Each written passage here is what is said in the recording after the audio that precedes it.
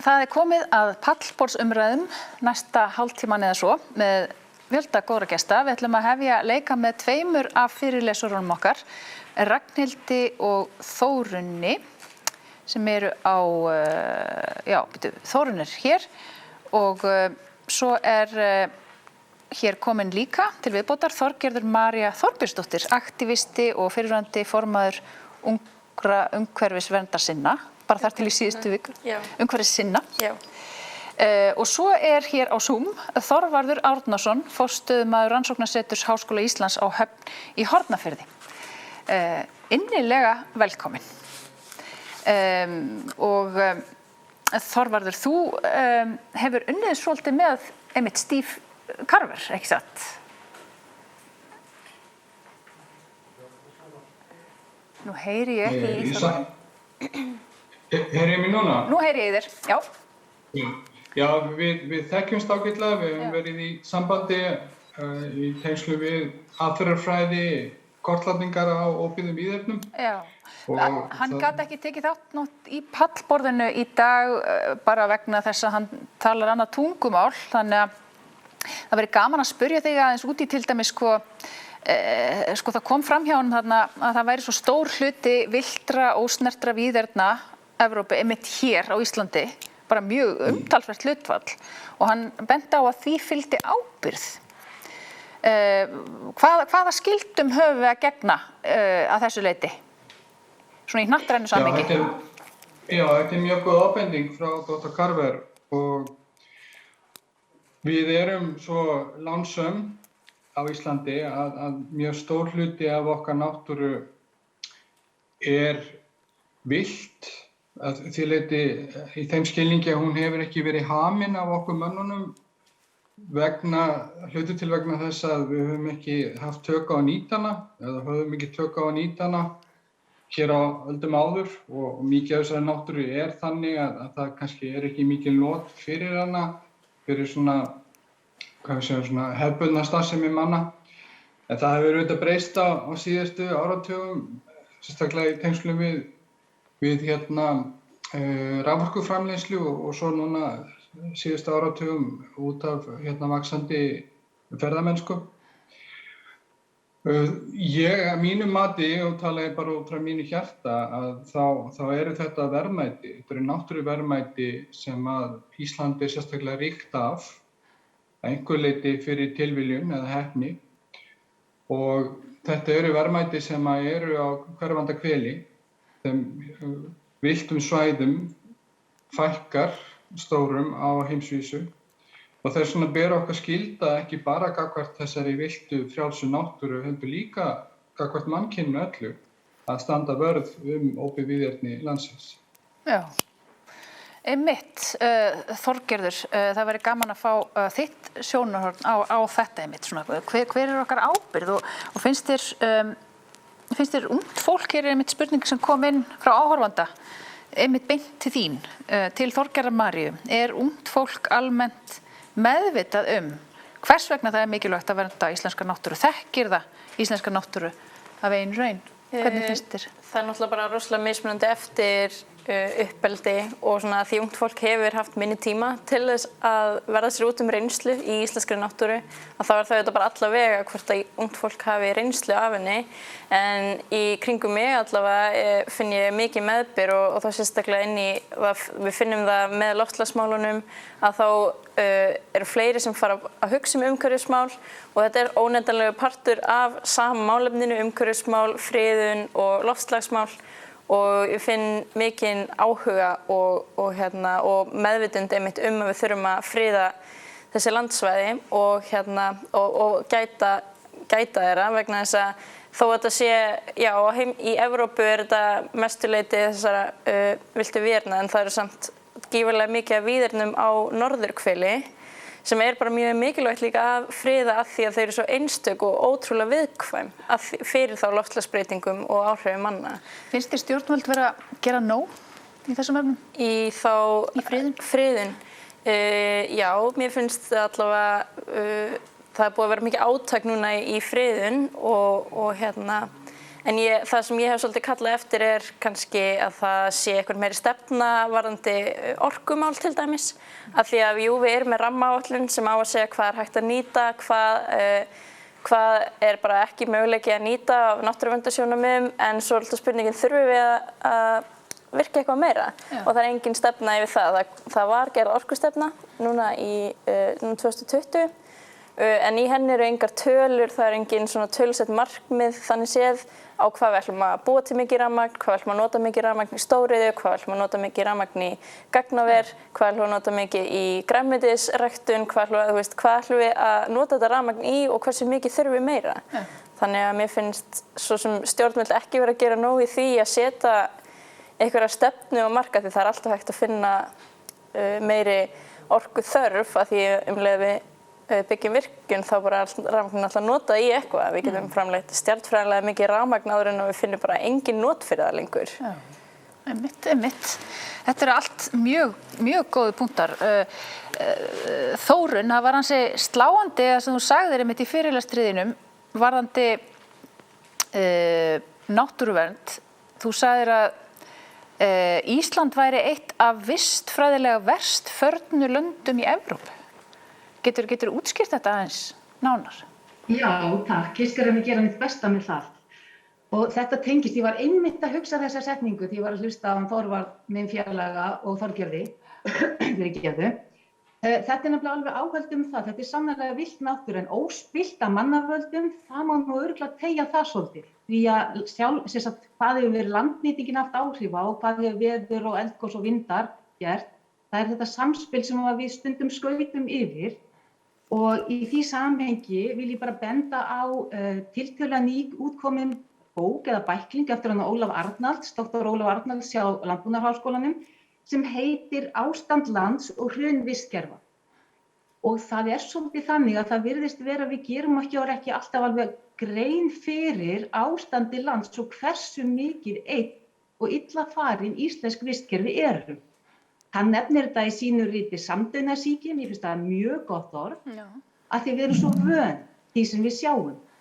Og það náttúrulega vitað að það yfir helmingur af íslensku vistkerfum sem eru í röskuðu eða hnignuðu ástandi og við höfum tölur það hjá Landgræðslunni, bara svona gróft mat, við náttúrulega að vinna í þessu hvað varðar vernd og endurheimt vistkerfa og mjög mikil áhersla á loftslagsfókusinn og vernd líffræðilega fjölbreytni, bara eins og okkar ráðherra sem hefur verið að standa sig mjög vel með þá hluti, að leggja áherslu á.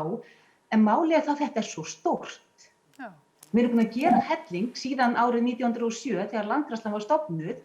Það búið að vinna á 3000 ferkílómetrum að uppgræðslu lands, svona helmingurinn af því sirka síðan 1990.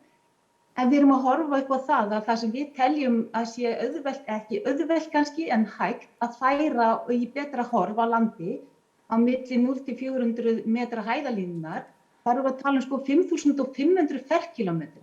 Og milli 400 til 600 metrana erum við að tala 3500 ferkílómetra. Já. Þannig að stærðirnar eru svo svakalegar og þetta eitthvað sem ég held að við þurfum að taka undir. Allt sem við erum að gera, vernd og endurheimt vistkerfa, grunnurinn að öllu hinn. Varðandi það sem hefur verið talað í dag, varðandi náttúruna, varðandi loftslagið og varðandi okkar vellíðan. Ragnhildur, þetta hluti af því sem að þú ert að vinna með í þessu verkefni Logn. Og þú hvattir til í þínu erindi aukina samvinnu milli bænda og stofnana að það verði gert meira af þessu. Þetta auðvitað, eins og hún bendir á, bara hluti af risastóru verkefni. Já, og verkefni ekki vandamáli og bændur eru hluti af lausninni ekki vandamálinu og ég horfa á þetta stóra fallega land sem við erum svo heppin að búa í og það eru ástæður fyrir því, þetta eldfjallaeyja, það eru sterk roföfl og allt slíkt og Landgræðslan eru auðvitað öflugur samstarfsaðili bænda og bændur greiða landi og mörg flott dæmi og svo eru við líka, það eru mismunandi svæði á landinu, víða bara allt á kafigrasi, þannig að mér finnst líka og ég bara kall eftir því, getum við ekki bara verið sammála það Þórunn, að bara þú veist, nú bara við hættum alveg að líta á eitthvað svona, vera í einhverjum skotgröfum með þetta, heldur bara að horfa á viðfangsefnið. Þú veist, allt sem búið, við erum ekki að tala vetrarbeit, við erum ekki að tala 900.000 kindur, við erum að tala bændur sem betur fer, sem að búa oftast á fjölskyldu einingum, eiga tæki og þekkingu og eru bara hluti af lausninni. Og þá svo miklu skemmtilega að ræða þetta. Já, það náttúrulega þarf samvinnu. Sjálfsögðu þarf samvinnu. Og svo náttúrulega víða land í framför og bara, þú veist, með fullri virðingu fyrir Ólaf Arnald sem ég hef unnið mikið með, að þá hérna, og bara, þú veist, það til fullt af rannsóknum, það alveg fínar, en sumar eru gamlar og það ekki allir sammála þetta, þess vegna eru við með grólind og það verið að sýna fram á svolítið að ákveðin svæði séu, já, þetta lifandi plagg og ég segi bara, við höfum ekki efni á öðru heldur en að vinna saman. Já. Það auðvitað mjög liggur eiginlega uppi. Það kemur hérna spurning til, reyndar til Dr. Carver, en það sem hann ekki hér, þá kannski væri gaman að heyra hvað Þorvarður segir þetta. Hér spurt, hvað tæki langan tíma að kortleggja víðerni Íslands með þínum aðferðum, aðferðum Carvers? Hvaða alþjóðlegu aðferðir við víðernakortlagningu hafa verið þróaðar?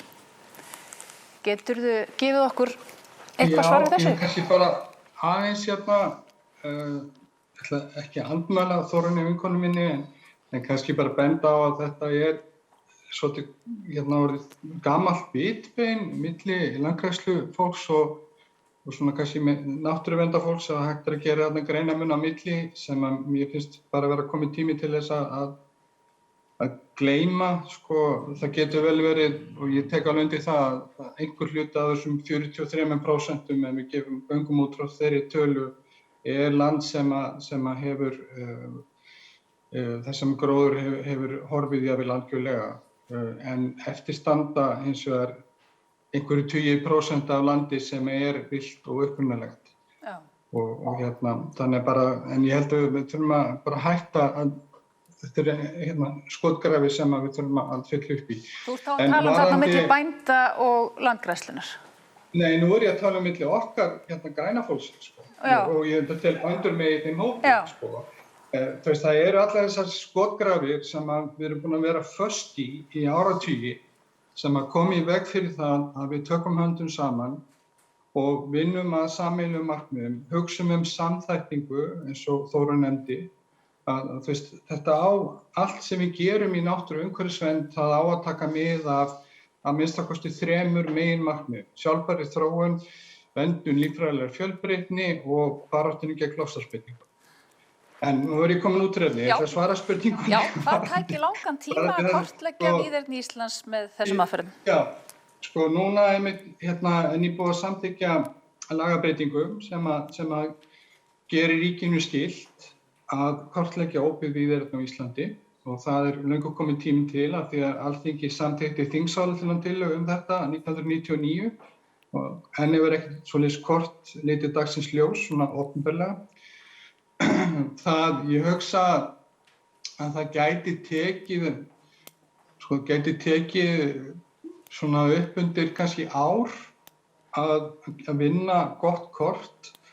En stór hluti af því sem að þarf að gerast áður að við tökum okkur tíma til þess að aðeins að hugsa hver eru viðmiðin fyrir kortlagninguna. Og Steve nefndi að Skipulagsstofnun hefði lagt fram tillögur í tengslum við viðauka við landsskipulagsstefnu varðandi viðmið fyrir kortlagningu óbyggðra víðerna og þau eru stærstum hluta mjög góð og gild. En það vantar svolítið, held ég, meiri og víðtækari umræðu þessi viðmið, til dæmis hvar kemur náttúra inn í þessi viðmið. Því að hana vantar að stærstum hluta inn í þau viðmið sem ég og fleiri hafa þurft að vinna með, sem eru í lagaskilgreiningunni. Og það ýmislegt varðandi aðferðafræðina sem Dr. Carver hefur þróað og hans félagar sem mjög athyglisvert og hann talar einmitt að þetta sé verið viðbót við þær aðferðir sem við nota hér og ég tek sterklega undir þau orð. Ég held að við þurfum að horfa til þess sem best hefur verið gert á alþjóðavísu og mæta til leiks með mjög sterka og flotta aðferðafræði. Þau fyrir að kortleggja víðerni fyrir alveg. Já, Mér langar bara aðeins að segja að hófleg beit eykur tegundafjölbreytileika, svona aðeins hérna af því við erum í málstofunum náttúruvernd að þá svo frábært að vera búin að taka frá svæði til þess að geyma þau fyrir komandi kynslóðir, gríðarlega mikilvægt. En svo líka svo mikilvægt að hugsa stjórnunar og verndaráætlun hvers svæðis og hvernig það tengist svo svæðunum í kring og það er þar sem að mér finnst einmitt bændurnir svo mikilvægir og það er þar sem ég vil að ríkisstofnanir eins og Landgræðslan og Skógræktin komi í enn frekari mæli að þeirri vinnu. Já. En sko að því að bráðum fyrir að skipta út og áður en við kveðjum þig, hvað, býtum nú við, Ragnhildur ætlar að, já, áður en við kveðjum þig, hver finnst þér ætti að vera forgangsmálin í náttúruverndarmálum? Já. Bara að takast á við þetta stóra viðfangsefni með bara í samvinnu og við erum svo heppin, segi ég aftur, sko, því að ég lít ekki á landi í tötrum, ég lít á þetta sem opið beitarlandslag og menningarlandslag. Það eru sannarlega viðfangsefni, jarðvegseyðingar stórt vandamál í Íslandi, ég er ekki að draga fjöður yfir það, en ég segi vinnum saman öll sem getum að því að laga það sem þarf að laga, föllum ekki í neina skotgrafir, mér finnst það vera svona alveg bara frábær auður þráður út úr þessum umræðum. Við erum í einum versta borgaríki í heimi, stundum vantar verulega á að fólk skilji mikilvægi þess að vinna með þeim sem að byggja hinar dreifðari byggðir og ég segi bara við erum tilbúin. Já. Mér langar að skjóta inn í þetta með þá bændur og kindur og slíkt að bændur eru alls konar og það er bara ekki nóg mikið að grænmetisbændum, bara kolefnisfótspor af einni kind er bara frekar hátt vegna þess að það stuðlar oft að gróðureyðingu nema þegar beitin er einmitt stjórnað sem við erum bara ekki að gera nóg mikið á Íslandi og við þurfum líka að stefna hvernig ætlum við að fara frá þessu yfir í hitt af því að við getum ekki haldið áfram að vera með svona margar kindur en ætlum við samt að segja kannski bændum sem að eiga ekki að fá bara ekki nóg mikið af peningum fyrir það sem þeir eru að gera. Þau vilja hafa náttúrulega eins mikið af kindum að geta til að fá til að eiga bara salt í grautinn að hvernig ætlum við að auka virðiskeðjuna þannig að þau geti haft bara færri kindur og skipt einhvern veginn yfir í að rækta aðra hluti sem eins og bygg og annað slíkt sem við erum að framleiða og svo erum við með jarðvarma og við erum með flott gróðurhús. Það er einhvern veginn engin svona það er enginn sem er með eitthvað stóra stefnu yfir það hvernig, hérna er einhver leið sem við ætlum að fara yfir í þennan framtíðar heim. Já, þú kallar eftir stærri og betri stefnumótun og framtíðarsýn varðandi þessi mál heldur en nú er. Mér finnst bara allt of mikið hver verið út í sín horni að gera sitt. Þá bendi ég á umhverfisstefnu Bændasamtaka Íslands á bondi.is þar sem er bara mjög flott framtíðarsýn og til dæmis landssamband sauðfjárbænda búið að vinna metnaðarfulla vinnu. Þannig að ég held að kindur eru ekki vandamál, bændur eru ekki vandamál, unga fólk ekki vandamál. Þetta er bara allt svona verkefni sem þarf að lesa saman. Við verðum að setja punktinn hér svo við náum að síðasta pallborði dagsins. Ég þakka kærlega fyrir Ragnhildur Sigurðardóttir og við kveðjum líka Þórunni Pétursdóttur. Þakka þér kærlega fyrir Þórunn. Þorvarður ætlar að vera áfram og Þorgerður María. Við bætast Snorri Sigurðsson, líffræðingur og verðandi starfsmaður Náttúrustofnunar, ekki satt? Náttúrufræðistofnunar Íslands, jú, það er rétt. Og svo höfum við Erlu Friðriksdóttur sem er formaður Breiðafjarðarnefndar á Zoom. Og það væri nú kannski til dæmis gaman að heyra frá þér, Erla, ef þú sást fyrirlestur frá formanni dönsku náttúruverndarsamtakana samkomulag sem náðist við sjómenn þar verndun hafsbotnsins. Nú nýtur Breiðafjörður verndar þó að megi auðvitað veiða þar. Hvernig sló þetta þig sem hún var að segja og þessi árangur sem hefur náðist að náttúruverndarsamtök og sjómenn standi saman í því að vernda hafsbotnin? Ég veit ekki alveg hvort ég sé þetta fyrir mér gerst hérna á Íslandi og þó, það geti verið. Hvað finnst þér? Ég held að þetta geti alveg gerst hérna á Íslandi. Við hefum alveg dæmi það að til dæmis æðabændur og sjómenn, þeir hafa gert með þessi samkomulag línu í Breiðafirði. Og kannski rétt að taka það fram áður en ég held lengra, bara svona til þess að koma í veg fyrir misskilning að hvorki sjávarbotninn né sjórinn eða sjávarbólinn nýtur sérstaklega verndar með lögum vernd Breiðafjarðar, heldur fjörur, eyjar, hólmar og sker. Bara svona til að taka af þann vafa, því það eru margir sem að telja þetta allt saman verndað. En ég held einmitt að þetta sé gríðarlega mikilvægt, þetta samtal við sjómenn og að þetta spila allt saman. Það þarf náttúrulega að vera mjög skýr markmið með hvað verndin á að ná fram og það er vel hægt að vinna þetta með sjómönnum en ég held að það getur tekið tíma vegna þess að fólk heldur oft að það sé að missa eitthvað þegar að vera að tala aukna vernd, að það sé að vera að taka eitthvað frá því en ég held að yfirleitt eða oft það bara misskilningi byggt, þannig að það þarf bara að setja markmiðin í sameiningu, hvað það sem að við viljum vernda og af hverju. Ég held að fyrst og fremst viljum við náttúrulega geta nýtt auðlindina til framtíðar og það er fyrst og fremst, finnst mér vera markmið með nýtingunni. Við viljum ekki ofveiða eða ofnýta, heldur nýta á sjálfbæran hátt. Já, þetta er reyndar mjög sérstakt. Það kom líka fram þarna að verndarsvæði í hafi á Íslandi, þetta er svo lítið sem er verndað í hafi á Íslandi miðað við svona önnur lönd. Þetta er eitthvað 0,1% af lögsögu okkar og langt frá samþykktum alþjóðlegum viðmiðum 10% þekju árið 2020.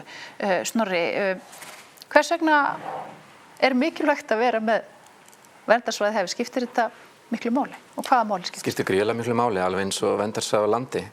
Það hefur sýnt sig að víða erlendis það sem farið hefur verið í svæðisbundna verndun með tilheyrandi takmörkunum jafnvel banni á veiðum og annarri nýtingu að fiskistofnar og aðra lífverur sem hafa verið þar og kannski ekki verið í sérstaklega góðum málum, þeir hafa náð sér á strik og ekki bara innan svæðisins heldur skila þessu líka út fyrir svæði það sem kannski verið að veiða á. Þannig að það til langs tíma er betra fyrir vistkerfið í heild sinni og þess vegna er miklir hagsmunir í því að vernda tiltekin mikilvæg svæði í sjónum sem skipta sérstaklega miklu máli. Já, þetta er eitthvað svona sem að fókusinn hefur kannski ekkert alveg beinst að hinga til. Við höfum verið að einbeita okkur svolítið að öðrum hlutum heldur en akkurat verndarsvæðum í hafi. Það er rétt. Það vekur spurningar af hverju því að Íslendingar hafa auðvitað lengi verið í fararbroddi á heimsvísu við sjálfbæra nýtingu á auðlindum sjávar og hafa hreykt sig að því og náð miklum árangri og það hefur haft heldur betur mikið að segja fyrir okkar hagkerfi og bara samfélag. En einhver hluta vegna er þessi fjarlægð milli í rauninni samstöðunar sem sannlega fyrir hendi að vernda hafið og vernda lífríki þess og síðan þessarar kerfislegu framkvæmdar sem að fara út í náttúruvernd með tilteknum aðferðum og það áreindar líka við þurrlendið að það er kannski dálítil tortryggni ennþá út í þessar leiðir sem við höfum og erum búin að tryggja með okkar lagaramma og okkar stjórnsýslu að það sé hægt að vernda náttúru fyrirbæri og svæði og auðvitað er eins og Erla minntist á það ótti við einhvers konar takmarkanir og bönn og að missa eitthvað og þá kannski vantar að víkka sjóndeildarhringinn og átta sig á mikilvægi þess að hvaða er sem við erum að vernda þessi sameiginlegu markmið og þessi samstaða sem hefur mikið talað mér í dag. Ég hugsa kannski að líka fyrir kerfið þarf líka að koma til móts við og sýna því skilning að fólk kannski áttar sig ekki alveg á nauðsyn þess að stíga þessi afgerandi skref og þá er kannski spurning, þurfum við að skoða fleiri leiðir, breikka eignarhaldið á þessum verndaraðgerðum. Það er alls konar möguleikar í stöðunni, það þarf ekki alltaf að vera einhver fastur rammi, þannig að ég held að það sé miklu fleiri tækifæri heldur en hindranir. Já, og möguleg lausn þar sem allir vinna. Að sjálfsögðu. Hver finnst þér að ætti að vera forgangsmálin? Að við skoðum heildarmyndina þegar við erum að meta svæði eins og hafið.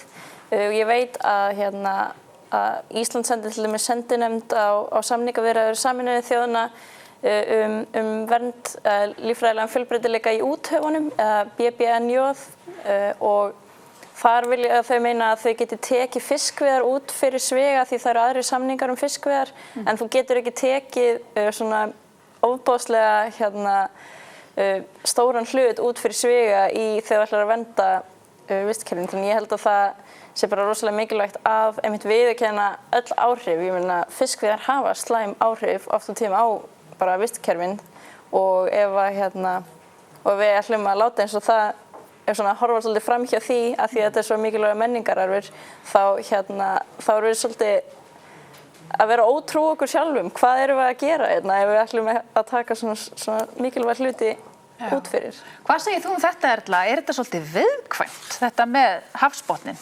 Er verið að hlífa því að ræða þessi mál vegna þess að við veigrum okkur við því að því að við treystum svo mikið á sjávarútveg og fiskveiðar, eða er þetta einfaldlega bara misskilningur? Það sé hægt að koma af stað einhverju ásættanlegri lausn sem balanserar bæði skynsama nýtingu og vernd? Já, ég held að þetta sé, ef það er eitthvað þá er það misskilningur. Annars held ég við séum bara ekki komin nógu langt í þessar umræðu að vernda hafsvæði. Ég held að við þurfum bara að fara að hefja hana meiri krafti heldur en hefur verið gert. En svo er kannski líka, það er örugglega einhver hræðsla líka við þessu umræðu vegna þess að menn eru bara hræddir það að sjónarmiðin fari ekki saman. Ég held að það sé algjörlega óþarfi, þessi hræðsla sé algjörlega óþörf. Ég held að fólk, bæði sjómenn og þetta sé ekki síst gert fyrir þá, einmitt þess að vernda auðlindina þannig að þeir geti þá haldið sínum veiðum áfram. Við höfum alveg upplifað það hér að það hefur verið hægt að veiða til dæmis eins og hörpudiskinn og nú er ekki lengur hægt að veiða sel. Þannig að við þurfum að passa þessar auðlindir mjög vel og sjómenn eru alveg mjög meðvitaðir um það. Og þetta er verið að þróa líka betri veiðarfæri sem að fara betur með bátnum. Þannig að ég held bara að við séum stutt komin á veg með umræðina. Við þurfum bara að hefja hana meiri knöpp. Já, nú er bara að fara að koma á lokum hjá okkur, en sko Snorri, mér langaði bara enda þetta á þér að því þú hefur unnið lengi hjá Reykjavíkurborg, þó þú sérst að fara núna yfir til Náttúrufræðistofnunar Íslands. Nú bara býr yfirgnæfandi meirihluti fólks í þéttbýli. Hvaða máli skiptir náttúra fyrir fólk sem býr í borg? Skiptir gríðarlega miklu máli. Ég held að við Íslendingar tökum því dálítið að gefnu að við höfum náttúruna bara fyrir framan okkur og í návígi sem við vissulega gerum miklu leyti, en það er þetta daglega samneyti sem skiptir svo gríðarlega miklu máli og það þarf ekkert það er þetta benda á rannsóknir áhrif á lýðheilsu og líkamlega heilsu og andlega heilsu og hamingju og það er þetta benda á tengsl við hagsmuni varðandi fasteignir og alls konar. Náttúra í þéttbýli skiptir gríðarlega miklu máli. En kannski snýst þetta líka bara einstaklingin og upplifun hans og þessi tengsl sem er svo svakalega mikilvæg, líka bara til að átta okkur á að skilja náttúruna og mikilvægi hennar og til að geta tekið þátt í þessari stóru umræðu, þessi stóru mál sem eru alltaf verið alþjóðlegri og einhvern veginn svo dálítið yfirþyrmandi, ekki síst fyrir ungt fólk, að þá held ég að þessi rauninni tilfinning og nánd og virðing fyrir náttúrunni sem við bara getum í rauninni öðlast með því að umgangast hana reglulega, að það er það sem er svo mikilvægt og þess vegna skiptir máli að halda utan þessa náttúru sem er í okkar nærumhverfi í þéttbýlinu. Já. Mér finnst við búið að bara ótrúlega miklum auðlindum í bara mannauðinum á Íslandi, bara hvað fólk veit mikið náttúru, hvað veit mikið jarðfræði, líffræði og alls konar. Við sjáum það fyrir að gjósa á Reykjanesi, þá flykkist allir til að sjá það og bara vá, við erum alveg að upplifa alveg gífurlega bara flotta hluti. Við þurfum ekki að fara langt út fyrir bæinn til þess að vera bara í ótrúlega ósnortinni náttúru þó hún sé kannski ekki alveg óspillt víðerni eftir einhverjum skilgreiningum. Að þetta er svo merkilegt og bara svona að hvað almenningur veit mikið og ber þar að leiðandi meiri virðingu fyrir náttúrunni. Þetta er alveg mjög einstakt og við þurfum að nýta þetta líka.